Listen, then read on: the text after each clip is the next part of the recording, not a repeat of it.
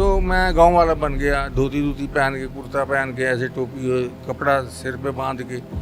अब एक हवलदार कहता है टेप रिकॉर्डर, उसको मैंने दे ही दिया था। मैं कहा मौका रखते चूकना मत। अब वो हवलदार कहता अरे क्या है यार, ऐसे ही है थाना, ये थाना थोड़ी है, बताओ। कहता है तो 6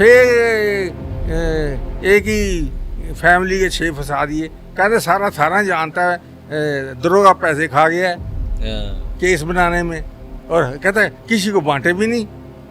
जलन तो उसको हवलदार को थी कि पैसे मुझे हिस्सा मिला नहीं। वो सारे भेद खोल रहा था, ये रिकॉर्डिंग कर रहा था।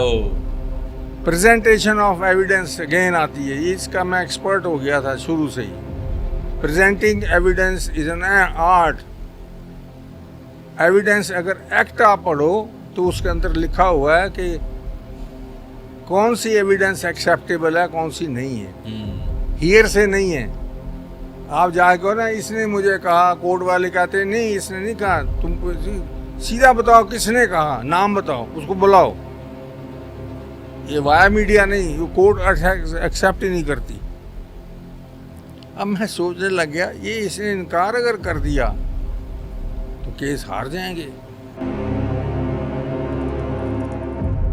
हेलो हाय वेलकम एक बार फिर से आप लोगों के साथ एक नए पॉडकास्ट में। मैं हूं आपके साथ तुषार कौशिक, आपका अपना डिजिटल जॉकी। और आज के पॉडकास्ट में जो शख्स मेरे साथ हैं, जिनसे आप मिलने वाले हैं, जिनकी कहानी को आप सुनने वाले हैं, मैं कहूँगा he is not only a person, he is a book for you. क्योंकि जो लोग डिटेक्टिव्स, जो लोग स्पाई, जो लोग इन्वेस्टिगेशन में इंटरेस्ट रखते हैं, या तो जिनको सुनना चाहते हैं ऐसे लोगों को, उन लोगों के लिए ये शख्स एक सबक की तरह है। क्यों? रमेश चंद्र मदान साहब मेरे साथ आज के इस पॉडकास्ट में हैं, जिनकी एज लगभग 90 है, जिन्होंने 10-11 साल की उम्र से वो सब करना शुरू कर दिया था जो एक डिटेक्टिव करता है।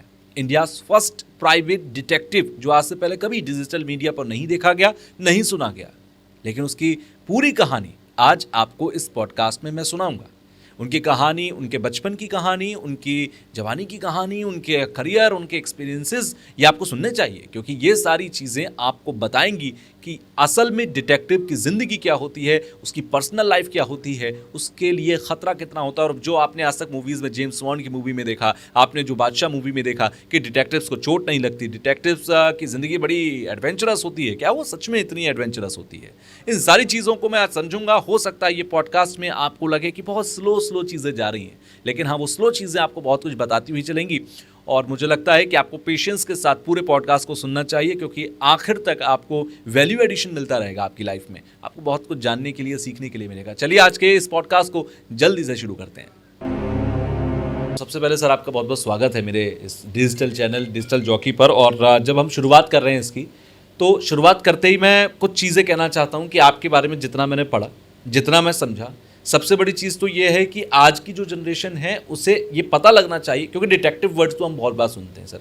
हमने जेम्स बॉन्ड की कहानी पढ़ ली, हमने बचपन में जासूस विजय सीरियल देख लिया, एक फिल्म देख ली बादशाह, बाद में एक मूवी देख ली ब्योमकेश बख्शी, बहुत सारी मूवीज ऐसी आती रही। बट असल में डिटेक्टिव होता क्या है और असल में डिटेक्टिव की ज़िंदगी होती क्या है, ये जब तक हम नहीं समझेंगे एक डिटेक्टिव, रियल डिटेक्टिव के मुँह से, तब तक हम समझ नहीं पाएंगे डिटेक्टिव। तब तक हमारे लिए एक ग्लोरीफाइड वर्ड रहेगा, जैसे आकाश जी ने भी कहा था। तो सबसे पहले सर आप मुझे बताइए, मैं एक लाइन बोल रहा हूँ कि डिटेक्टिव होना एक प्रोफेशन है या एक पैशन है?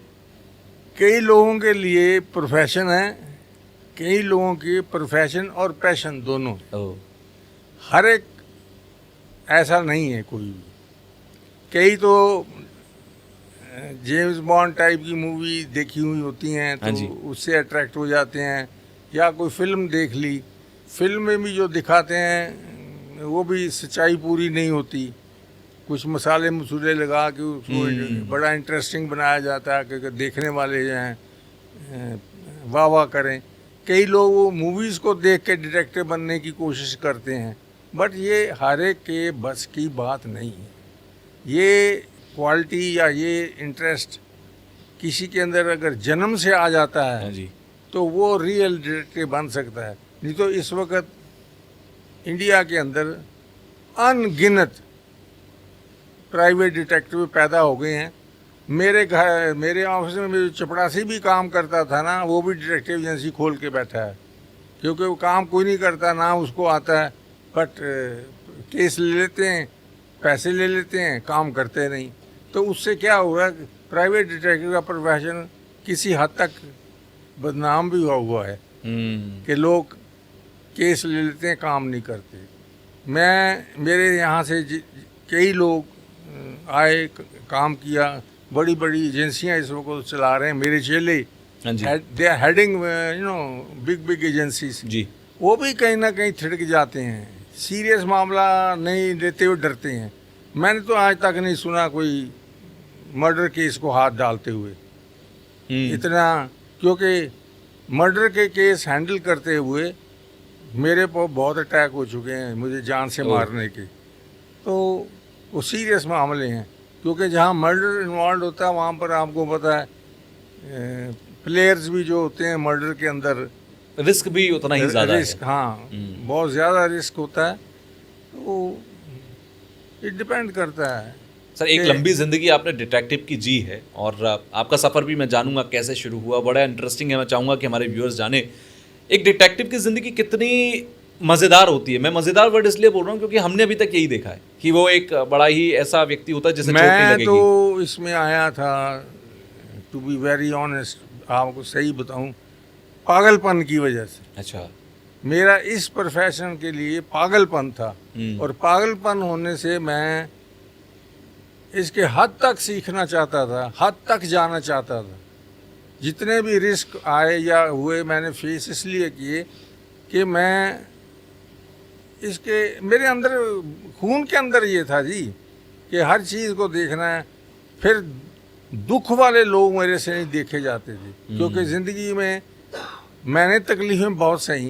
कुदरत ने इन्वेस्टिगेटर बनना मुझे कैसे सिखाया। मैं किसी स्कूल में नहीं पढ़ा, ना किसी बॉर्न टैलेंट था आपके पास। मैं कहना ग्राउंड रियलिटी से उठाऊं, ग्राउंड से इन्वेस्टिगेशन, तिनके से सीखते सीखते स्टेज बाय स्टेज कैसे आदमी आता है, कैसे सीखता है, कैसे इंटेलिजेंस आपकी बनती है, कैसे खोजी बनते हो आप, फैक्ट फाइंडर जिसको बोलते हैं। Fact finder. मैंने नौकरियां ढूंढनी शुरू कर दी। नौकरी ढूंढते ढूंढते मुझे डेली वेजर की नौकरी, वो भी किसी सिफारिश की वजह से, क्योंकि वहाँ जो आदमी लगा हुआ था वो मेरे फादर का भी वाकफ़ निकल आया। तो मुझे बोलता, रमेश तू यहाँ क्या कर रहा है? मैं कुछ नहीं, धूल चाट रहे हैं।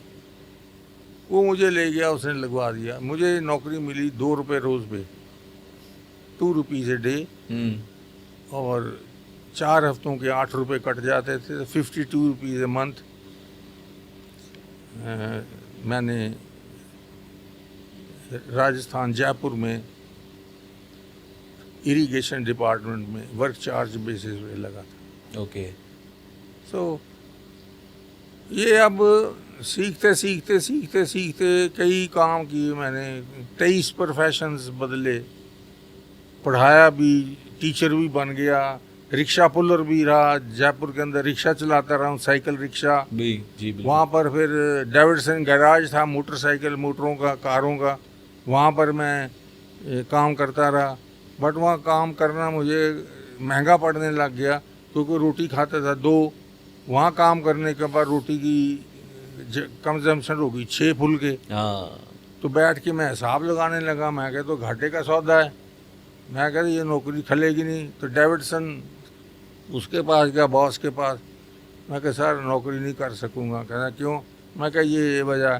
कहता इसमें हम भी कुछ नहीं कर सकता, तुम खाना ज़्यादा शुरू कर देगा तो हम तो थोड़ी देर खाना घर पर बनाएगा। फिर वो मैंने छोड़ी और बड़े धंधे धंधे करता रहा। फिर किसी ने मुझे कैरियर बनाने की कोशिश करी, तो डायरेक्टरों को इधर उधर। डिटेक्टिव की नौकरी कहाँ से शुरू हुई? डिटेक्टिव की मैंने काम दिल्ली से शुरू किया था। कौन से सन की बात होगी सर? ये 62 के करीब। ओके। लगभग 60 to 65 ईयर्स पहले। बहुत बहुत देर ऐसा है कि मैं खोजता रहता था कुछ ना कुछ कि क्या करूं, किस तरह हूँ। फिर ये काम करते करते कि किसी ने साहब सिंह एंड सन्स केमिस्ट, इनकी दुकान आसफ अली रोड पे होती थी, ऑफिस। कहें जी इनको कोई प्रॉब्लम है। मैं चला गया अंदर, दुग्गल थे जनरल मैनेजर। मैं कह जी आपको कोई प्रॉब्लम है? कहते किसने कहा? जवाब उसका, वो तो सड़ गया मेरे की वो बस। मैं नहीं साहब मैंने सुना है कोई आपको कोई प्रॉब्लम है। मैं कि मैं फैक्ट फाइंडर हूँ। कहता वो क्या होता है? मैं कह डिटेक्टिव। कहता वो क्या होता है? जनरल मैनेजर लगा हुआ, उसको अंग्रेजी नहीं आती, मैं क्या करूँ?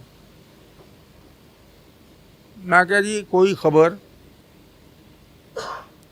जिससे आपको मिलने से फ़ायदा हो सकता है वो फैक्ट फाइंडर उसको कहते हैं। ढूंढना, जो चीज़ आपको इन्फॉर्मेशन चाहिए। अच्छा अच्छा अच्छा। मैंने कहा आपका कोई केस भी किसी से चल रहा है, वो उसके अंदर पता लगाना चाहते हैं आप? आपको किसी ने बताया? नहीं सब पता लग गया। नहीं नहीं बताओ तो सही। मैं क्या वो हैं वकील हैं लेबर लॉ के, उनके यहाँ जिक्र हो रहा था कि वो आप शायद एडवाइज़र हैं, तो मैं पता लगा के दे सकता हूँ आपको। कहता ऐसा है, ये पहली बार हम सुन रहे हैं, ये ऐसा ऐसा होता है, तुम ऐसा करो हमको सैंपल दो। मैं कहा सर ये कोई मिठाई थोड़ी है मैं सैंपल डेमो देखो। हाँ मैं कोई खा के देखो मैं सैंपल। मैं क्या आप काम दोगे तो मैं काम करके आपको दिखाऊंगा। नहीं तो कहते नहीं हुआ तो। मैं क्या काम आपने दिया नहीं, आप अभी कह रहे नहीं हुआ तो। मैं क्या कोई फायदा नहीं। मैं क्या अच्छा ऐसा करो आप मुझे काम दो, पैसे ना दो, जब काम मुझे पैसे दे दो। कहता है ये बढ़िया, इसमें हमारा तो कुछ ज़्यादा नहीं है, चलो। उन्होंने case they. This is how you know 50s 60s की बात है कि मैंने 58 में शुरू किया तो एक केस लिया, केस कर दिया। दुग्गल साहब तो नाचे, मज़ा आ गया, केस सॉल्व हो गया। हाँ मज़ा आ गया, मज़ा मैं अब बताऊंगा। वो अपने उसमें लगा हुआ जोश में कि उसने मेरे को, एम्प्लॉय था उनका, हाँ जी, वो चिड़ा बैठा था उससे। कहता बेटा ऐसा कर तू अपनी फीस भी बता दे अपनी। मैं क्या आप जो खुश होके दे दें। नहीं नहीं खुश हो गए नहीं, वो बताओ। मैंने कोई पैसे बोले उसने दे दिए, ऊपर से 100 रुपया इनाम दे दिए। This is how it started. Okay, ये आपका पहला केस था? हाँ ओके। वो डॉक्यूमेंट्स का मैंने भी पढ़ा है एक आर्टिकल में। कैसे डॉक्यूमेंट्स आपने फाइंड आउट किए थे उसमें? चोरी किए थे। यानी कि आपकी डिटेक्टिव की जो एक प्रोफाइल है वो चोरी से शुरू हुई? हाँ चोरी नहीं, चोरी अब किस किस्म अच्छा, की? चोरी और डिटेक्टिव के कलेक्ट किए गए एविडेंस में अंतर क्या है? एक होते हैं फैक्ट्स मिल जाने आम, एक होते हैं कि छिपे हुए हैं, पता नहीं ढूंढना निकालना। इसको चोरी बोलोगे। अब आपकी कहीं फाइल पड़ी है जो एक्सेस नहीं हो सकती बट मैंने कर ली, अब इसको आप चोरी बोल दो या फैक्ट फाइंडर बोल दो। कि मैं फैक्ट्स फाइंड करने के लिए मैंने ये हरकत करी, बट नो क्रिमिनल एक्ट, किसी को मारा नहीं, रुपया नहीं चुराया, कुछ नहीं चुराए। तो इसको तो ट्विस्ट जैसे मर्जी कर लो आप, ये चोरी समझ लो या फैक्ट फाइंडिंग के वक्त during the course of investigation अगर आप चीज़ें कलेक्ट कर लेते हो तो देखा जाए तो वो भी चोरी है। अब कोई औरत जा रही है कहीं छिप के किसी को मिल रही है, आप पता लगाते हो तो वो भी चोरी है। हाँ जी, जी चोरी तो हर चीज़ है, जो ओपन नहीं है, ढकी हुई है, उसको अनकवर करना चोरी है। बिल्कुल। तो बस किसी तरीके से भी ले लो आप। अच्छा, बड़े केसेस अगर मैं देखूं आपकी लाइफ के, कौन से केसेस को आप मानते हैं कि मेरे केसेस का ये मेरी लाइफ के पूरे डिटेक्टिव के जो करियर था उसका ये माइलस्टोन है? वो कौन से केसेस आपको लगते हैं? और कोई केसेस आप हमसे शेयर करना चाहें, कैसे आपने सॉल्व किया उन्हें? देखो बड़े केसेस की अगर मैं बात करूं, ऐसे बहुत केस हैं जी। अब सबसे बड़ा केस आपको कौन सा लगता है जो अभी याद आता है सबसे पहले? याद आता है जिसमें मेरे पे गोलियां चली। क्या हुआ था सर? हम सहारनपुर, देखो ऐसा है अपने केसेस के अंदर कोशिश मेरी यही होती है कि क्लाइंट्स की या प्लेसेस की आइडेंटिटी ना डिस्क्लोज करूं, बिल्कुल, क्योंकि किसी भी वक्त कोई भी केस मेरे पे कर सकता है। नहीं बिना नाम लिए आप मुझे हाँ, सुना सकते हैं। कई लोगों बैठे होते हैं इस ताक में कि भाई मौका मिलते कुछ करें ताकि माल कहीं से लें, किसी को ब्लैकमेल करें, किसी को प्रेशराइज करें, बिल्कुल। किसी की इज्जत पे हाथ डालें। समझता हूँ सर। तो कहीं कहीं जगह मैं नहीं समझता कि मैं डिस्क्लोज करूं, तो मैं नहीं बताऊंगा, गोल मोल बात कर आप दूंगा। नाम मत बताइएगा, XYZ करके आप मुझे बता दीजिए, किस्सा बता दीजिए। ये तो सहारनपुर का केस है, ये तो बड़ा ब्लिट्स के अंदर पूरा करंट के अंदर छपा था, फ्रंट पेज, ओके, सारी फोटोआं छपी थी उनकी। कौन से ईयर की बात होगी? ये ऐसे ज़माने तो नहीं, मैं तो अंदाज़। कभी आप चीज़ें चाहोगे तो मैं सारी इकट्ठी जी। करके आपको इसके हाथ भेज दूंगा। जी जी जी। सारी चीज़ें हो सकता है कि वो मैंने अखबार भी रखे हुए हों, हाँ, फोटो हाँ। अखबार भी भेज दूँ आपके पास। सहारनपुर एक डिस्ट्रिक्ट क्या है, उसके अंदर एक गांव था, उस वहाँ का केस है। 6 आदमी एक फैमिली के मर्डर में फंसा दिए थे। फंसा दिए मतलब पुलिस ने चार्जशीट करके उनको मर्डर। उनका एक भाई कज़न सिर्फ बच गया था इसलिए क्योंकि वो इंडियन तम्बाकू कंपनी में काम करता था, तब कैलकाटा किसी काम से गया था, उन्हीं के वो बच गया इसलिए क्योंकि पुलिस उसका नाम उसमें इंक्लूड नहीं कर सके। उनको पता था वो he is not in town, तो इसको लिखेंगे तो झूठा साबित हो जाएगा। मान सिंह नाम था उसका। जब वो वापस आया तो उसके चाचा भतीजे सारे 6 के 6 अंदर कत्ल के केस में। बड़ा यूनिक केस है ये। एसपी के पास गया, डीआईजी आईजी मेरठ के पास गया, साहब झूठे फंसाए जा रहे हैं, कुछ इंसाफ करो, ये करो वो करो। कुछ नहीं। लखनऊ गया, आईजी से मिला, मिनिस्टरों से मिला, पिटीशंस डाली उसने, प्राइम मिनिस्टर को डाली, प्रेसिडेंट को डाली, मतलब कोई कोना नहीं उसने छोड़ा जहां वो फरियाद नहीं कर सकता था। मान सिंह नाम था उसका, जो फाइट कर रहा था फैमिली के लिए, बाकी सारे अंदर थे। सहारनपुर में उसने एक अखबार के अंदर मेरा पढ़ा, वो अखबार हिंदुस्तान टाइम्स था, जिसके अंदर मेरे बारे में कुछ छपा था। बिल्कुल। कि प्राइवेट डिटेक्टिव रमेश मदान दिल्ली का ये है वो है, ऐसे ऐसे ही है। वो अखबार लेके आया हिंदुस्तान टाइम्स के ऑफिस कि ये इन साहब को कहाँ मैं मिल सकता हूँ। तो वहाँ जीवन नायर होता था जर्नलिस्ट, उसने बताया, मुझे फ़ोन आया कि सर आपका कोई दोस्त आया मिलने के लिए, भेज दूँ? मैं कहा भेज दो। मेरे पास सारी कहानी उसने सुनाई। मैं कहा भाई अगर तुम सच बोल रहे हो कि तुम झूठ फंसाए गए हो, मैं कहा सच्चा केस मैं नहीं लेता। अगर सच्चे फंसे हुए हो, वाकई किया हुआ क्राइम है, मैं क्या मैं नहीं लेता, क्योंकि मैं क्राइम को इनकरेज नहीं करता इस तरीके से सपोर्ट करके। और अगर आप बेकसूर हो तो मैं जान पे खेल जाऊंगा अपनी तुमको बचाने के लिए। वो कहे जी आप पता कर लो।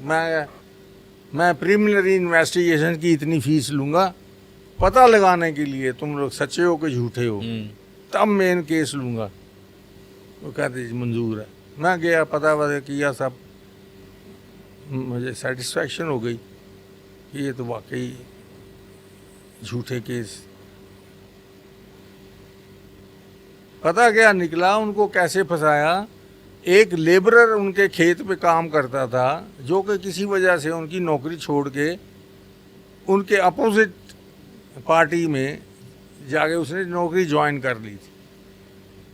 अब देखो दिमाग लोगों का। कहते हैं उस आदमी को मारोगे तो पता हो जाएगा कि क्योंकि उसने आपकी नौकरी छोड़ी, दूसरी ज्वाइन कर ली, इसी खुंदक में आपने उसको मार दिया। यही उन्होंने किया, उसको मार के कुएं में फेंक दिया। अब वो जब लाश पुलिस ने निकाली, ये किया ये कि उसका एक्स एम्प्लॉई है, ये तो इनके पास, अब इनके पास काम करता था। बस इसी बेसिस के ऊपर केस, मर्डर केस बना दिया। मर्डर केस बना दिया तो इस तरीके से होता है कि एसेसरीज, यू अंडरस्टैंड, जी कि अगर ये है मैंने पकड़ा है तो मैं भी एसेसरी हो गया, आपने इसको हाथ लगाया आप भी एसेसरी हो गए। Okay. चाहे कुछ किया है चाहे नहीं किया, हेल्प की, आप उसके साथ थे। तो उमान सिंह खाली बच गया, बाकी 6 लोग उसके। मेरी आदत है, मैं पहले ऐसे केस जब सीरियस आते हैं ना, खुद जाता हूँ, सर्वे करता हूँ सारा एरिया, भेस बदल के जाना पड़े। जैसे गांव है, गांव के अंदर अगर मैं इस अटायर में जाता हूँ तो मेरे डिटेक्ट हो जाऊंगा जाते ही, तुरंत पहचान ली जाएगी। हाँ, तो मैं गांव वाला बन गया, धोती पहन के, कुर्ता पहन के, ऐसे टोपी, कपड़ा सिर पे बांध के, तो घूमने के चला गया। 1-2 अपने इन्वेस्टिगेटर भी ले गया साथ, स्टडी करने, सारे देख के, लेबर खेतों में कैसे काम करती है, किस भेष में आते हैं, किस ज़िला से आते हैं, क्योंकि जब खेती फसल उगती है तो फसल बोई जाती तो लेबर हायर की जाती है, बिल्कुल बाहर से लेबर आती है। एनीवे, मैंने प्लान आउट कर लिया, फीस तय कर ली, मैं कहा भाई इतने पैसे लूँगा, बस क्या करूँगा। ये भी पुलिस वाले थाने के सामने एक चाय की दुकान थी जी। ये सर्वे करके जब मैं आया हूँ सारा पता लगा लिया। फिर उनकी जो पंचाल होती है जहाँ जाके बैठते हैं, शाम को हुक्का पीते हैं गांव वाले सारे, वो भी जगह देखा है सब। कहाँ मोर्चा लगाना है मैं सारा बैठ के ऑफिस में आके प्लान आउट किया, सारा ब्लूप्रिंट तैयार किया। लड़के लड़कियाँ उस किस्म में ढूंढे जो शक्लों से देहाती लगते हों, गोरे चिट्टे तो जाते ही पहचान लिए जाएंगे, पकड़े जाएंगे फौरन सब। ये फिर एक को मैंने ऐसे बच्चा से बना के 300 चाय वाली दुकान पे भेज दिया, चाय की दुकान, बर्तन मारने, गिलास उठाने, उस पर लगा दिया। तो वहाँ पर वो सारा डिस्कस करते थे थाने वाले, हवलदार क्या ये ऐसे, चाय भी वहीं से ही जाती थी सबको, गिलास उठाने जा रहा है, गिलास लेके आ रहा है। अब मुझे वहाँ से फीड होना शुरू हो गया। अब एक हवलदार कहता है, टेप रिकॉर्डर उसको मैंने दे ही दिया था, मैं कहा मौका रखते चूकना मत। अब वो हवलदार कहता, अरे क्या है यार, ऐसे ही है थाना, ये थाना थोड़ी है, बताओ। कहता है तो 6 एक ही फैमिली के 6 फंसा दिए। कहते सारा थाना जानता है दरोगा पैसे खा गया है केस बनाने में, और कहता है किसी को बांटे भी नहीं। उस जलन तो उसको हवलदार को थी कि पैसे मुझे हिस्सा मिला नहीं, वो सारे भेद खोल रहा था, ये रिकॉर्डिंग कर रहा था। तो ये बर्तन भी मांज रहा है, गिलास भी धो रहा है साथ में। ऐनी करते कराते सारी हम लोगों ने, चौपाल में भी जाके मेरा एक लड़का चारपाई लेट के ऊपर चादर लेके सो जाता, तो वो पूछता उससे, ये कौन है? अरे कोई नहीं है, भांजा है मेरा, आया है पर थका हुआ है, जा सो जा। ऑन द टेप रिकॉर्डर लेके लेटा हुआ था। कहने का मतलब भी मैनेज्ड सारा केस, सारे एविडेंस कलेक्ट किए, सारे एविडेंस कलेक्ट कर लिए। फिर प्रेजेंटेशन ऑफ एविडेंस अगेन आती है, इसका मैं एक्सपर्ट हो गया था शुरू से ही। Presenting evidence is an art. Evidence अगर एक्ट आप पढ़ो तो उसके अंदर लिखा हुआ है कि कौन सी एविडेंस एक्सेप्टेबल है, कौन सी नहीं है। हियर से नहीं है। आप जाके ना, इसने मुझे कहा, कोर्ट वाले कहते नहीं इसने नहीं कहा, तुम सीधा बताओ किसने कहा, नाम बताओ, उसको बुलाओ। ये वाया मीडिया नहीं, वो कोर्ट एक्सेप्ट ही नहीं करती। अब मैं सोचने लग गया, ये इसने इनकार अगर कर दिया तो केस हार जाएंगे। मैंने कोर्ट की बगैर नॉलेज के ये सारी चीज़ें नॉलेज, एक्सपीरियंस, इंटेलिजेंस वर्क करती है। थोड़ा कानून भी पता होना चाहिए, प्रेजेंटेबल है नहीं है, एडमिशेबल है नहीं है। मैंने वकील से भी कंसल्ट कर रहा था, कहता है बगैर जज की परमिशन के, नॉलेज के अगर कोई रिकॉर्डिंग करोगे तो अंदर हो जाओगे, कंटेम्प्ट ऑफ कोर्ट। एविडेंस मेरे पास थी, डायरेक्ट रख नहीं सकते थे, सब कुछ था। मैंने वकील से कहा मैं कि मजिस्ट्रेट से मिल लूँ, कॉन्फिडेंस में ले लूँ उसको, अरे ट्राई कर देखो। मैं क्या, अहमद को पता नहीं लगना चाहिए, जो रीडर होता है उसका। वो तो पैसा खाते हैं सारा दिन, वो फट बता देगा दूसरी पार्टी को। मैंने मजिस्ट्रेट से कहा, मैं कि सर वेरी इम्पोर्टेंट मैटर है, आपसे 2 मिनट अकेले बात करना चाहूँगा, अगर आप चैम्बर में मेरे को इजाज़त दे दे तो। कहता is that concerning any case? मैं कहा सर इस सब अंदर ही बताऊंगा, अभी कुछ नहीं कह सकता। अंदर मैं गया उसके चैम्बर में, बता दिया मैंने। मैं कहता है मुझे 4 वर्ड में एप्लीकेशन लिख के दे दो, मैं अपने पास रख लेता हूँ, क्योंकि परमिटेड लिखूँगा तब आप करना। अगर ये ऐसा डॉक्यूमेंट नहीं होएगा तो मेरे को एक्शन लेना पड़ेगा आपके खिलाफ। सही बात है। अब मैंने रिकॉर्डिंग उसकी बयानों की हुई थी, मेरी भी वाली भी हुई थी, तो एक ही आदमी के 2 बयान थे। अब एडमिशन करानी थी, कौन से सही हैं। मैंने अब ट्रिक सोची कि ये बयान बजाते बजाते टेप रिकॉर्डर के ये बयान साथ बजा दूंगा, पूछूंगा किसकी है, कहते हैं मेरी आवाज़ है। ये मैंने मजिस्ट्रेट को बता दिया कि साहब, मैं क्या वैसे तो डिनाई करेंगे मेरी आवाज़ नहीं है। मैं क्या सर फिर साउंड एक्सपर्ट को इसको मैं क्या फिर एक वो अपना एक्सपर्ट बुला लेंगे, एक हम बुला लेंगे, वो कहेगा है, वो कहेगा नहीं है। फिर डिसीजन सर आपके ऊपर ही होगा, किसी को एक्सेप्ट करना, किसको नहीं करना। मुझे इजाज़त दे, कहना ठीक है। मैं कहना 2 धजियाँ उड़ी उस वक़्त जिस दिन ये केस पेश हुआ है, खचा खच कोर्ट भरी हुई। मैं कहता हूँ प्रोसिक्यूटर कहे सर 1.5 दिन मेरी तबीयत बड़ी ख़राब हो रही है। वो कहता है मुझे मालूम है क्यों ख़राब हो रही है। मजिस्ट्रेट कहता है रुक जाओ, अभी रुक जाओ।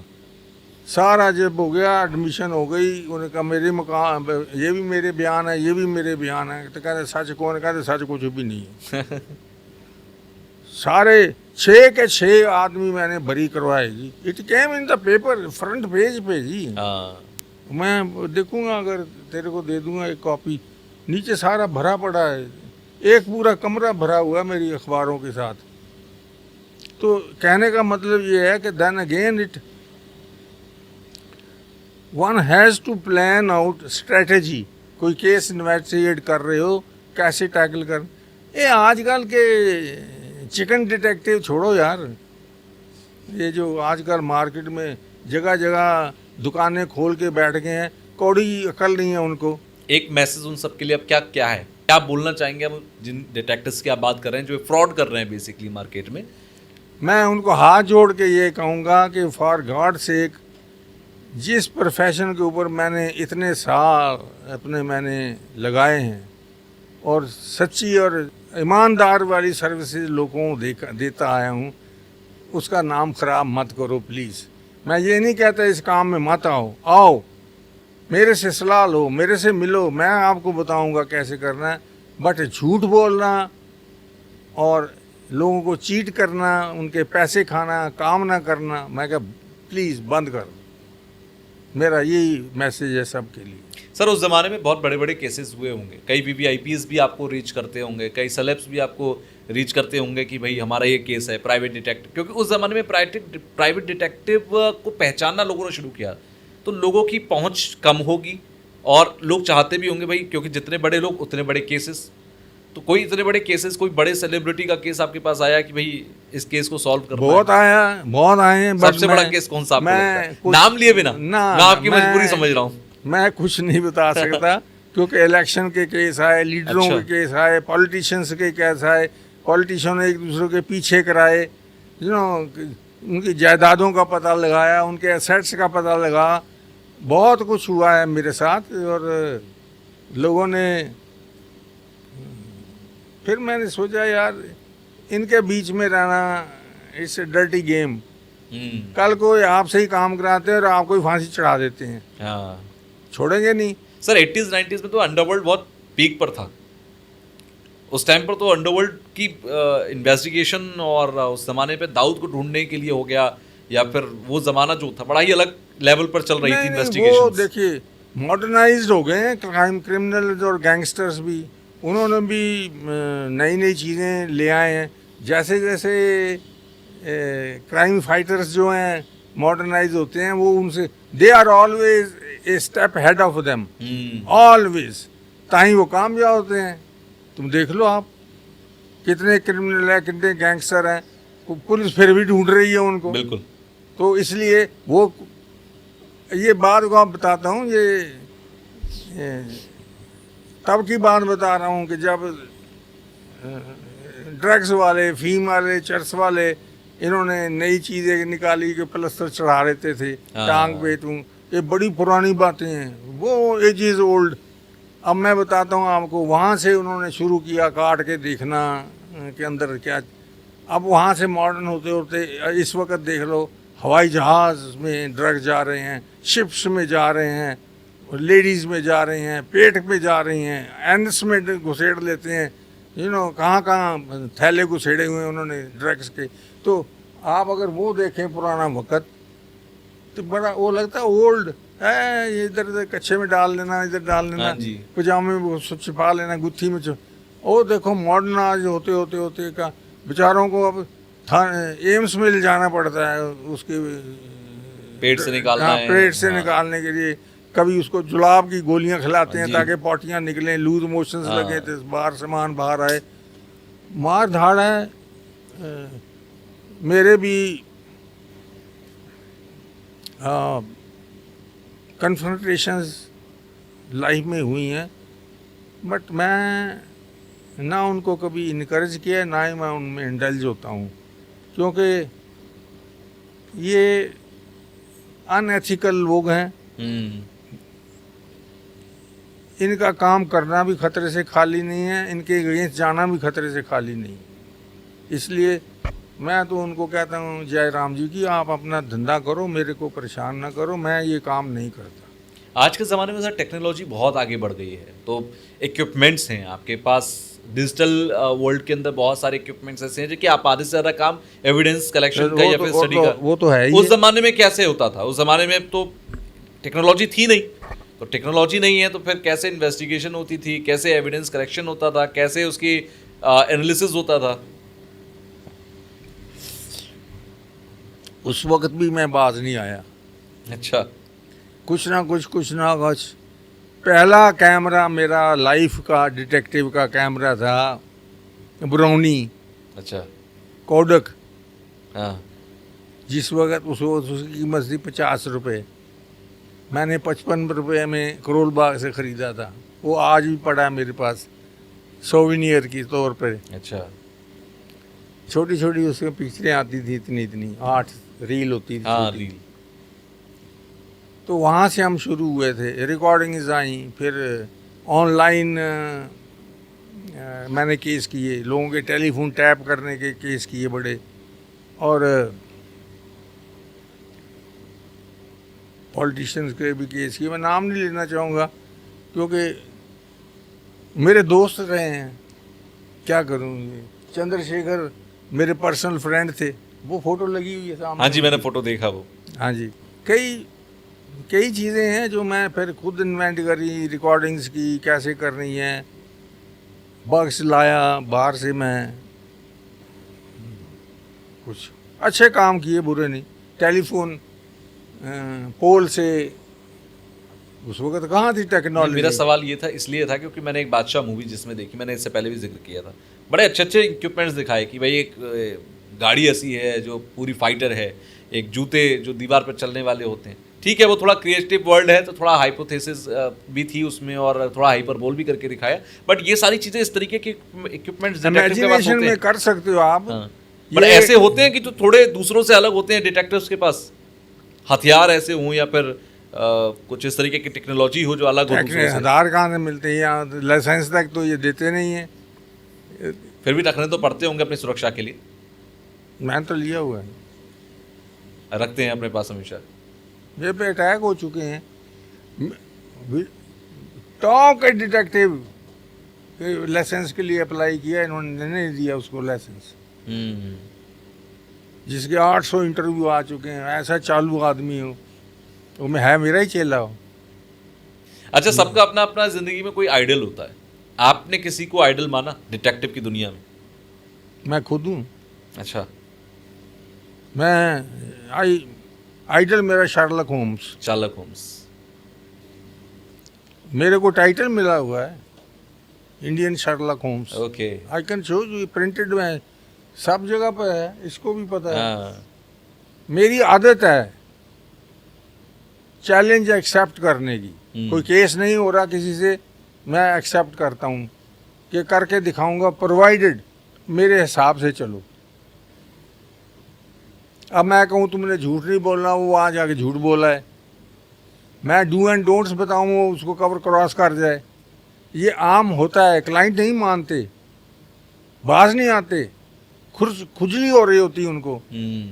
भाई किसी को बताना मत तुमने हायर कर रखा है डिटेक्टिव को, फिर भी कहीं ना कहीं मूछ पे ताव दे के कहता है हम भी देख लेंगे। कहता हमने भी डिटेक्टिव को हायर कर रखा है, तो गेम तो ख़त्म हो जाती। कई केस ऐसे ख़राब हुए हैं, शान में आके बकवास कर देती, फिर डिफ़िकल्ट हो जाता। एक केस के अंदर लखनऊ के हम पकड़े भी जाते हैं, हमें पिटाइयाँ भी हुई हैं हमारी। अभी ऐसा हुआ कि स्पाई करते करते पकड़े गए?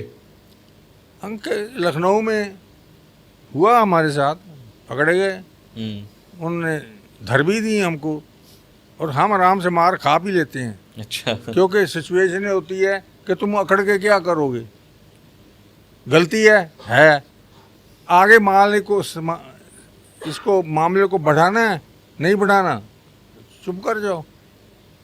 तो एक बार अलीगढ़ में मेरी पूरी टीम पकड़ी गई थी, मैं भी था, थाने में ले गए, बिठा दिया।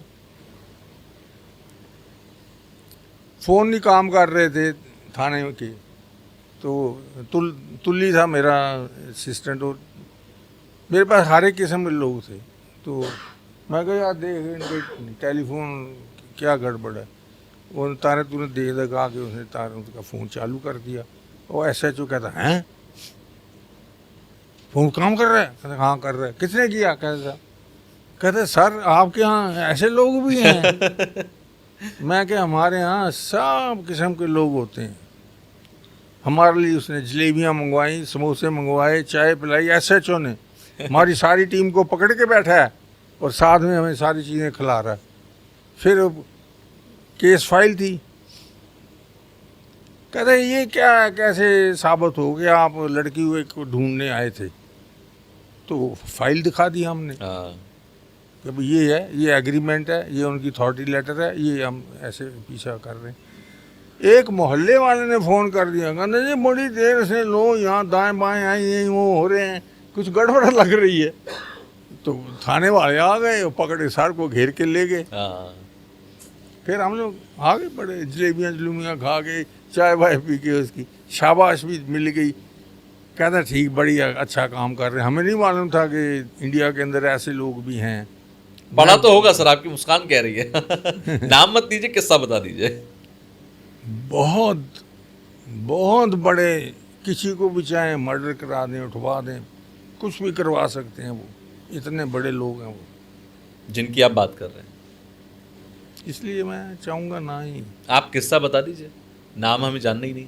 मुझे 9 कंपनियां हैं रिकॉर्ड म्यूज़िक वाली कंपनियां जिनकी एसोसिएशन है। ओके।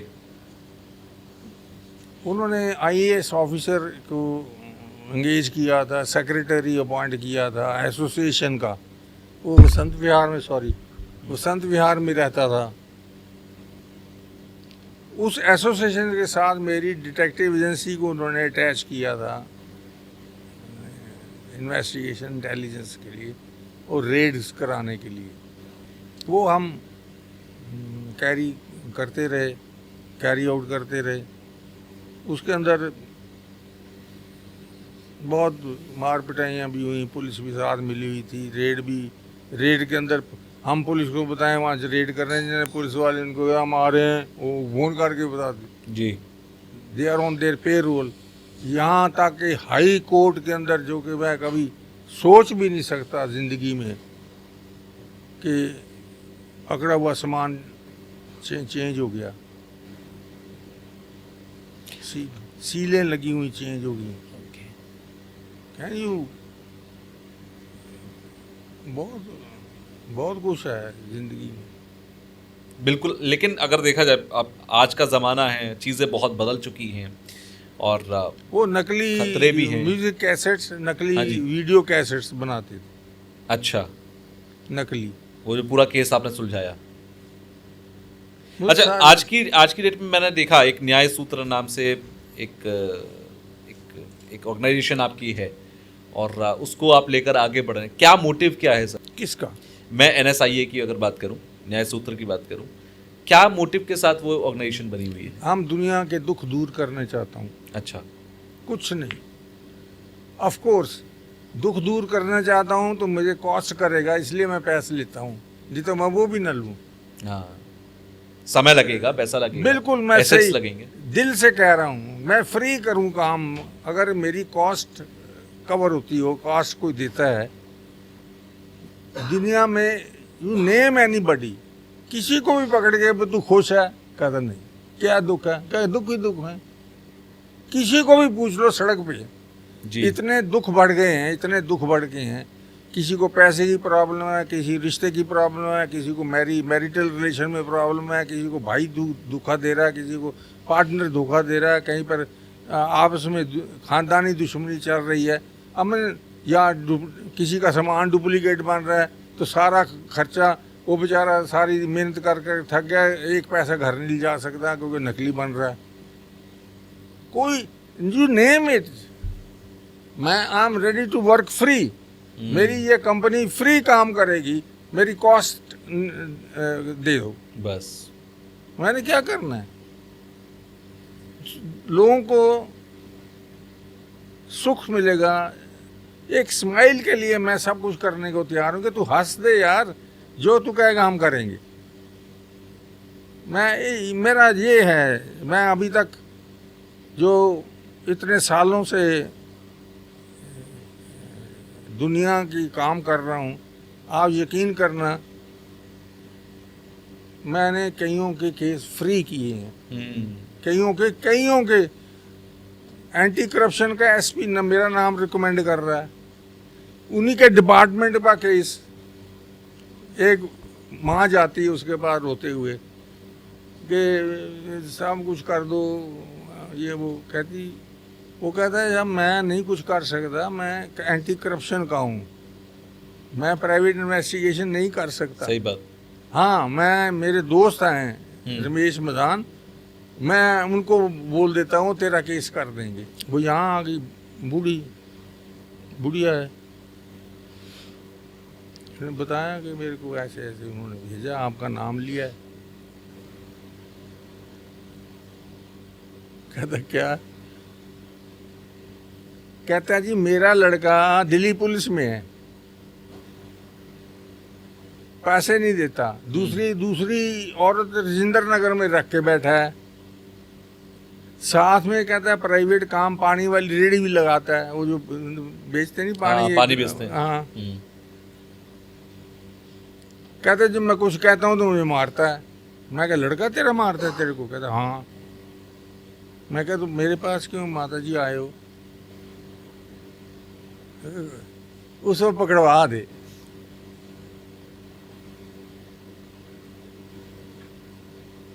मैं क्या पकड़वा दूं? मैं क्या पकड़वाया तो जा सकता है कि वो काम नहीं कर सकता सर्विस में, दूसरी औरत भी नहीं रख सकता, दोनों वैलिड पॉइंट से जहां पर वो पकड़वाया दोनों जा गलत सकता है। काम कर रहा है। मैंने एसपी से बात करी, कहता प्रधान साहब प्लीज़ अगर आप उसकी हेल्प कर सकते हैं तो कर दो। मैं तो ऑफिशियली मैं कुछ नहीं कर सकता। हाँ, मेरे पास एविडेंस आ जाएगी उसकी तो फिर then I will take departmental action जो बनता है वो लूँगा। तो चुन्नी अपनी दुपट्टा जो था उस गोल गोल लपेट के ऐसे गठान लगाई हुई उसको खोलने लग गई वो मेरे नीचे ऑफिस में। कहता बेटा पैसे कितने हैं? मैं कहा, रहने दो आप पैसे। नहीं पैसे तेरे काम करेगा पैसे तो लगेंगे ना। तो पता नहीं 15-20 रुपए के 30 रुपए थे, मैं तो गिने भी नहीं, ऐसे मुचड़े हुए नोट थे। अरे मैं क्या कर दूंगा, आप चिंता ना करो बेटा, सबक उसको जरूर सिखाना। मैं कहा ठीक। तो मैंने केस फ्री कर दिया, एक पैसा नहीं लिया। अगर रहने दो हो जाएगा। सारी एविडेंस कलेक्ट करी शादी की, उसकी काम करने की, वो मैंने उसको दे दी। मैं कहा जाओ माता जी एसपी साहब को बता देना ये एविडेंस है, कुछ और जरूरत हो तो बता दें। तो मेरा कहने का मतलब ये है कि अगर ऐसे केस मेरे पास आते हैं जी, एक डीडीए का केस अपने लड़के के साथ लेके आए, उसको अंदर करा दो। मैं कि क्यों? आप डीडीए के अंदर सीनियर ऑफिसर लगा हुआ है। मैंने सारा केस सुना, उसके बाद मैंने कहा मैं क्या आपको तकलीफ क्या है? जब उसने अपने मर्जी की शादी कर ली है, लड़की चुन ली है, तो आपको उसी खुजली क्यों हो रही है? ये मैं यूं छोड़ूंगा नहीं, मैं यूं। और मैं क्या सुन, ये फिल्मी डायलॉग मारते मारते तू अंदर हो जाएगा, तेरे को कानून नहीं पता। दोनों बालिग हैं, मर्जी से शादी करी है। मैं क्या आप कुछ नहीं कर सकते? अब आप ये सोचते रहो कि आपके मतलब की लड़की नहीं आई, माल नहीं लाई, ये नहीं करी, वो नहीं करी, आपको खतरा है कि आप मकान जो है वो चला जाएगा। नीचे बैठा था मेरे पास में, कहता अब फीस बताओ कितनी आपको चाहिए, मैं दूंगा। मैं कहा साहब फीस की ज़रूरत नहीं, मैं को भगवान ने मेरे को दिया है, 2 वक्त की रोटी इज्जत की मुझे मिल जाती, इससे ज़्यादा मुझे चाहिए भी नहीं। नहीं कुछ तो करो। मैं कहा मैं कुछ नहीं कर सकता, जिसने मेरा नाम रिकमेंड किया आप उसको जाके कह देना कि मैंने केस लेने से इनकार कर दिया। उसका मुझे फ़ोन आ गया। मैं कहा यार ये तो केस तू खुद ही कर ले, किसी और को दे दे। इसने अंदर जाना ही जाना है, नौकरी भी खोएगा, डीडीए के अंदर अफसर लगा हुआ है और ये 7 लोगों को भी मरवाएगा। तो ऐसे भी केस कई आते हैं। आपने पूरी एक लैब बनाई हुई है सर घर में। हाँ, और उस लैब में मुझे अभी तक जो जानकारी मिली उस हिसाब से तो बहुत सारी ऐसी चीज़ें हैं जो उस ज़माने से आपने रखी हुई हैं, जिस ज़माने में आप फुल फ्लैश में मतलब केसेस सॉल्व कर रहे थे और बड़ी ही टेक्नोलॉजी का इस्तेमाल आप कर रहे थे, जिस ज़माने में लोग टेक्नोलॉजी के वर्ड से भी बहुत वाकिफ़ नहीं थे। मैं चाहूँगा कि एक बार मैं आपकी लैब विजिट करूँ। नीचे मेरा जो डैन है, गुफा मेरी, वहाँ पर इनको घुमा दो। पक्का, मैं आकाश जी के साथ बार भी दिखा दो, मेरी बार भी है। हाँ जी। हालांकि मैं आई एम नॉट की कहते हैं यार, शराबी नहीं हूँ। मैं पीने में नहीं पिनाले में यकीन रखता हूँ। हाँ बस ये एक आध पैक कभी ज़िंदगी में, जैसे अब डैड्स बर्थडे था, हाँ जी, डैड्स डे था, तो एक आध पैक ले लेता हूँ, बट मेरी कोई एडिक्शन नहीं है। शौक था एक अच्छी बार बना के रखने का, दोस्तों को बिठा के पिलाने का, ये शौक रहा है मुझे आज। एडिक्टेड आदमी इज डेंजरस। पहला उसके ऊपर यकीन नहीं किया जा सकता, किसी वक्त भी पीठ में चक्कू मार देगा। किसी भी चीज का एडिक्शन हो। एडिक्शन का मतलब बेटा ये है कमजोरी, वीकनेस। वीकनेस, ऐसी वीकनेस आपने देखा होगा पिक्चरों में, इधर उधर खबरें मिलती हैं, नशे के पीछे अभी कल परसों अखबार में पढ़ा, नशा, दादी के पैसे मांगने गया, नशा करना था, नहीं दिया, उसने चाकू से मार दिया दादी को। बाप का आया था पेपर में, बाप ने नशे के लिए पैसे मांगे नशे के, बाप ने दिए नहीं, उसने चाकू से बाप को मार दिया। तो addiction is another name of weakness, और ये वो वीकनेस है जिसका इलाज कोई नहीं। झूठ बोलेगा बंदा जिसको एडिक्शन है, मक्कार, नॉट डिपेंडेबल, आप यकीन ही नहीं कर सकते। अभी बैठा है, हाँ कर रहा है, मेरा बेटा तू मेरा भाई बना, थोड़ी देर बाद उधर जाके कहेगा हरामी है। करके देखो, ये मेरे आजमाए हुए नुस्खे हैं जिंदगी के। कभी भी जिंदगी के बारे में मेरे कुछ खबर चाहिए हो, या गुड़ती, पंजाबी में बोलते हैं गुड़ती, मेरे से पूछ लो। आओ बैठो मेरे जिंदगी के सबक बहुत देखे, मेरे पास आओ, बैठो, गपशप मारो, पूछो, सलाह लो, कोई अच्छी सलाह दूंगा मैं। मेरे चेले चपाटे ऐसे हैं, कई कई बड़े जोरदार निकले हैं, जैसे ये दो हैं। हाँ जी। और कई कई महाहरामी निकले हैं। मेरे पास आए, मेरे से ही ट्रेनिंग ली, जाके एजेंसी खोल ली, मेरे ही क्लाइंट सारे ले गए। अभी इनसे कह रहा था मैं, भाई प्यार से बोल दो यार, जान ले जाओ, बट चैलेंज दे के या धोखा दे के तो मत करो। ये हाइड एंड सीक वाली गेम मुझे नहीं, मुझे खुंदक आ जाती है। मैं कहता हूँ अच्छा, अब मैं तुझे बताता हूँ, मैं फिर खुंदक में आ जाता हूँ, मैं फिर आज तो प्ले फिर नहीं। अब एक अच्छे भले आदमी को, इंटेलिजेंट बंदे को, जिसने सारी ज़िंदगी क्राइम में गुजारा है, देखा है, बड़े बड़े देखे हैं, ऐसे ऐसे मेरे दोस्त यार, MP, प्राइम मिनिस्टर, मिनिस्टर्स हैं, दोस्त यार हैं, सलाह लेते हैं, बट उनको भी कभी मैंने गलत सलाह नहीं दी। बुरा माने अच्छा माने, भाई तू गलत कर रहा है, देख लेना, तुम मेरे साथ हो, मैं कहा मैं तेरे साथ नहीं। ब्लैंक, बिल्कुल टोटल। सारे दुनिया जानती है कि what kind of a person I am. CBI, IB, raw, किसी में भी पूछ लो मेरी इमेज, आप दिल्ली इंटेलिजेंस वालों से पूछ लो, लोकल यूनिट से पूछ लो, they keep a tap on me also, क्योंकि उनका काम है। बिल्कुल, कभी कभी आते हैं, पीरियडिकली चेक कर जाते हैं, बता सब इन स्टेशन है या कहीं गए हुए हैं, आए, कौन फिर मिलने आता है। मेरे पास कई बार डायरेक्ट आ जाते हैं, मैं कहा तकलीफ कोई नहीं है, तेरे को कुछ भी पूछना हो आज के पूछ जाएगा, क्योंकि मैं गलत काम कोई करता नहीं जी, गलत लोगों को एंटरटेन करता नहीं, गलत केस लेता नहीं। तो फिर मेरी तो स्लेट बिल्कुल क्लीन है, क्लीन स्लेट पर्सन हूँ। किसी से भी पूछ लो, थाने से पूछ लो, किसी से भी। अच्छा, हमेशा गन आप अपने पास रखते हैं? सोता भी हूँ रख के। अच्छा जी, क्योंकि तो ये आदत में है कि इसकी कोई और वजह है? मेरे पे असली की है? हमले हो चुके हैं, बट लोडेड है। नहीं तो आप अपने पास ही रख लीजिए। नहीं देख लो आप, तो फिंगरप्रिंट आ जाएंगे। नहीं फिर ये तो रिस्की है। लोडेड है इस वक्त। अच्छा, ये हमेशा आपके पास रहती है? मेरे पे अटैक हो चुके हैं ना। हाँ जी, क्या करूं? ये सेफ हाउस है, यहाँ और कोई नहीं आ सकता। मैं हूँ और मेरे 2 ग्रैंडसन हैं जी। इस दोनों फ्लैट के अंदर और कोई नहीं रहता। Not allowed. किसी वक्त क्या हो जाए कुछ पता नहीं। 7 कैमरे लगाए हुए हैं मैंने, इनको दिखा देना इधर ही, इधर से ही आपको पता चल जाएंगे। 7 कैमरे लगे, इसको एरिया को कवर किया हुआ है कि अगर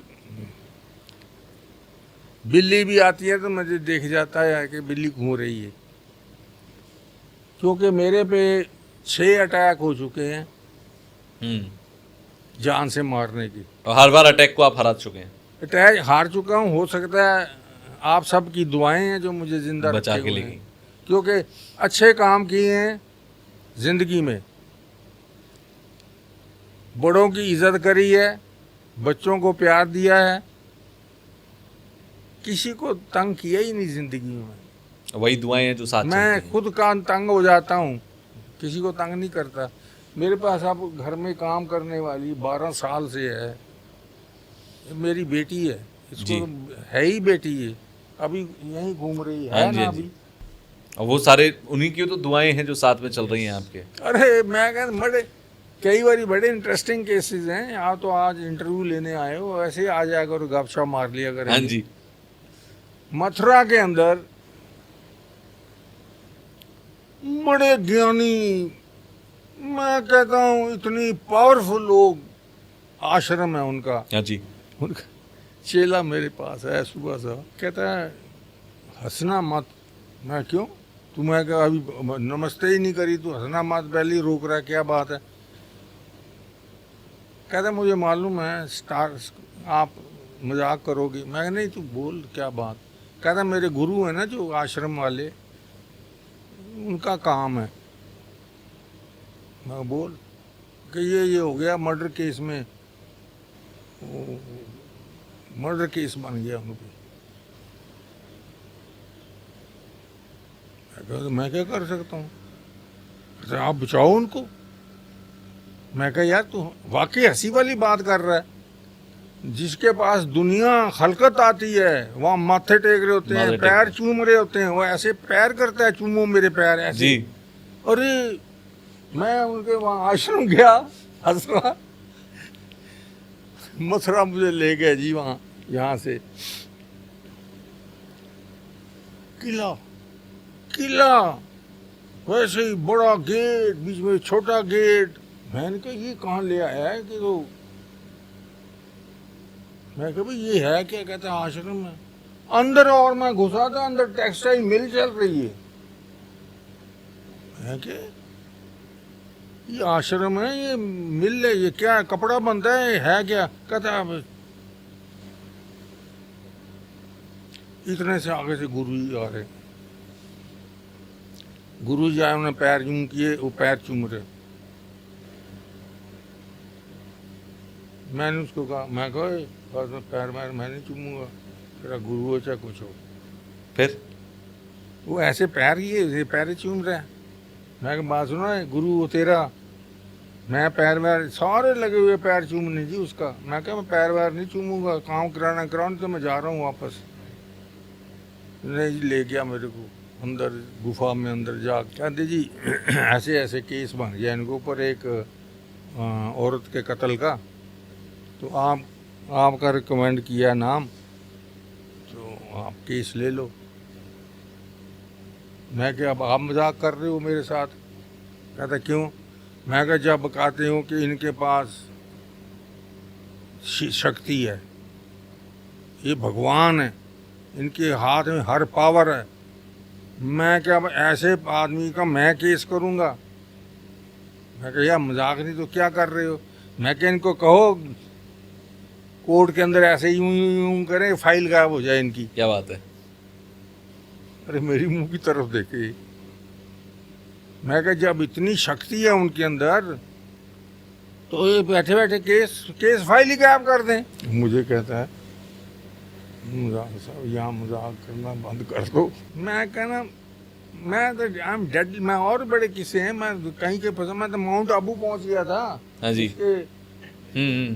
वहाँ नंगा करके आया था उसको। अरे वो वहाँ का केस सुनाऊंगा तो आप दंग रह जाओगे। हमने कैसे अंदर कूदे, दीवार के अंदर कैमरा, फोटो खींची, कैमरे कैसे बाहर फेंके, उस संगत में जाके मैं भी बैठे गीत गा रहा होता था।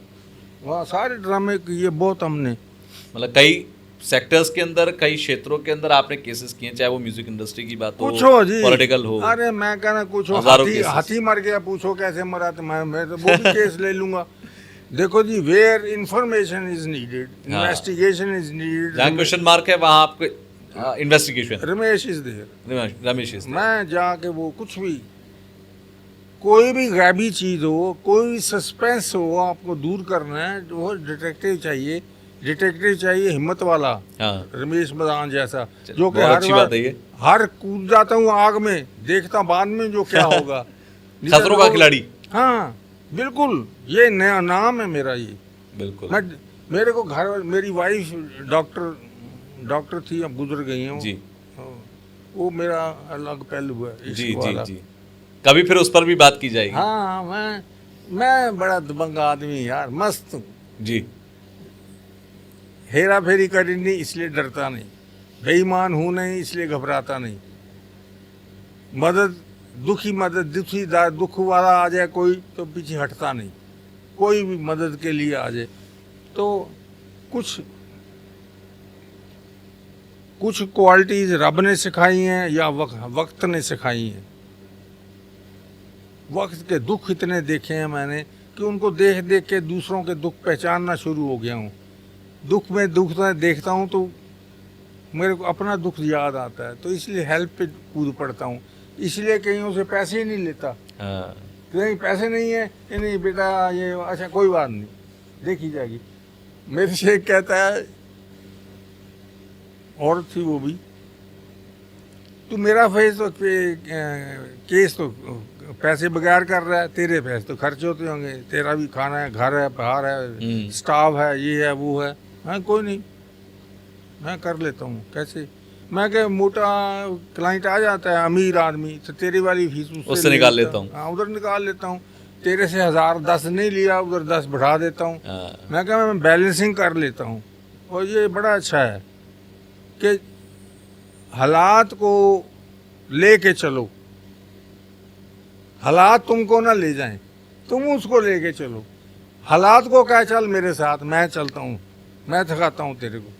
तो जिंदगी जीना सीखो। ये 2 बच्चे हैं मेरे, मैं बता नहीं सकता ये। चलिए, बहुत अच्छा लगा मरान साहब आपसे मिलकर आज, और जिन किस्सों का आपने जिक्र किया, मुझे लगता है कि इस पीढ़ी के लिए और आने वाली पीढ़ी के लिए ये रिकॉर्डिंग जो होगा वो एक, मतलब मुझे लगता है कि पॉडकास्ट नहीं होगा, एक लेसन होगा, आपको चाहिए, एक पूरा सबक होगा उनके लिए। जी। और भी आपको चाहिए किसी सब्जेक्ट के ऊपर, you want information, discussion, guidance also public के लिए, किसी के लिए भी। दूसरा, आप अपने चैनल पे, ये मेरी सजेशन है जी, बिल्कुल, दुखी लोगों के लिए फ्री सर्विस शुरू कर दो। मैं आपका साथ दूंगा, हम सारे साथ देंगे जी, कि मदद करेंगे, गाइड करेंगे फ्री। जो सपोजिंग कोई दुखी है, दुखियों का सहारा बनेंगे। इस वक्त दुनिया में हार्डली, मुझे तो कोई नज़र नहीं आता जो एक बार ज़ोर से हंस सके। हंसता आदमी तभी है जब केयर फ्री होता है, मस्त होता है। बिल्कुल। वो जिंदगी रही नहीं अब यार। रो रहे हैं हर किसी, तेरा क्या हाल है? कुछ नहीं यार, क्या हुआ? नहीं यार, साथ वाले ने मुक्का मार दिया। क्यों मार दिया? कहते पंगा तो मैंने लिया था। अब अपने साथ में जो आपके रहता है वो उसके साथ पंगा करोगे कुछ। अब कई छोटी छोटी लड़ाइयाँ होती हैं। बिल्कुल। कह जी उसका कुत्ता जा रहा था, कहते मैंने दुम उसकी खींच दी। अब क्यों खींची तूने? अब दुम खींच दी तो उस रिएक्ट किया है तो तू अब चला, तेरे को तकलीफ हो रही है। बिल्कुल, शुरुआत तो कहीं ना कहीं उसी ने की थी। बिल्कुल, ये हमारी सनातन परंपरा भी। कीमत ही कोई नहीं है। हाँ जी सर, ये क्या है? देख लो क्या है। Private detective. कहाँ से मिला सर आपको ये बैज है, मैं कह रहा हूँ इसकी अच्छा प्राइसलेस है। ये दिखा दो कि ये आई can show and get my. ये मैं यहाँ भी लगा, इनके एमटी यूनिवर्सिटी में गया था जी, इसको बताओ। MT university. ये मैंने कोट, इसी कोट पे लगाया हुआ था। इस पर आपको गर्व है? किसी के पास है ही नहीं। हाँ। ये तो इंटरनेशनल, मैं 1-2 लाख भी खर्च कोई करे नहीं मिल सकता ये। बिल्कुल बिल्कुल बिल्कुल। ये मेरा इंटरनेशनल पहचान है। बच्चे को किसी मुल्क के किसी कोने में भी चले जाओ, रमेश मदान वहाँ है। वाह। चलिए सर, मैं आज की इस बातचीत को यहीं पर थोड़ा कंक्लूड करना चाहता हूँ। तो बहुत अच्छी बातचीत रही, और मुझे लगता है कि ये एक, जो जैसा मैंने अभी पहले भी कहा कि ये एक बुक है आपकी जो लाइफ है, और इसको जितने भी स्पाई वर्ल्ड में आते हैं, जितने भी डिटेक्टिव बनते हैं, जितने भी फॉरेंसिक बनते हैं, उन सबके लिए बहुत इंपॉर्टेंस रखती है ये जगह और ये पॉडकास्ट खास तौर पर। मुझे लगता है कि मुझे आगे भी आपसे कई मुलाकातें करनी पड़ेंगी क्योंकि आपकी लाइफ में बहुत कुछ है जानने के लिए। तुषार जी, ये फर्स्ट मतलब पॉडकास्ट है डिजिटल जो आपके साथ हो रहा है। डिजिटल में दिया ही नहीं आज तक इंटरव्यू में।